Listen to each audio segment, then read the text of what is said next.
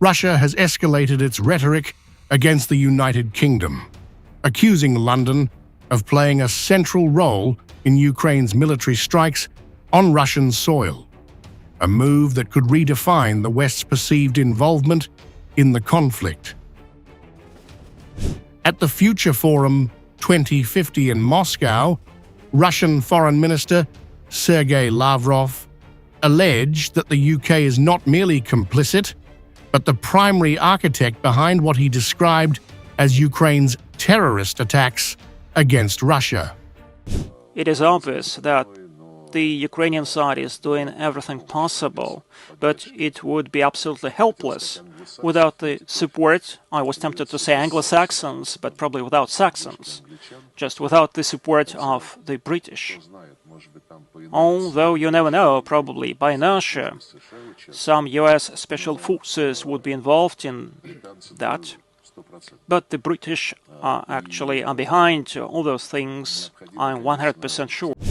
Lavrov's broadside came amid rising tensions following a string of Ukrainian assaults, including targeted strikes on Russian strategic bomber bases, operations Moscow has branded as terrorism. Officials in the Kremlin now appear determined to reframe these incidents as not just Ukrainian acts, but coordinated Western aggression, inching the conflict closer to direct confrontation with NATO states. Lavrov also warned of an elevated risk of terror threats inside Russia, urging heightened vigilance and coordinated action across security agencies and the public. And certain measures are necessary, not just along the lines of the Federal Security Bureau and Service, and not only the Russia's Ministry of the Interior or the Russian Guards and other special services will have to do a lot, but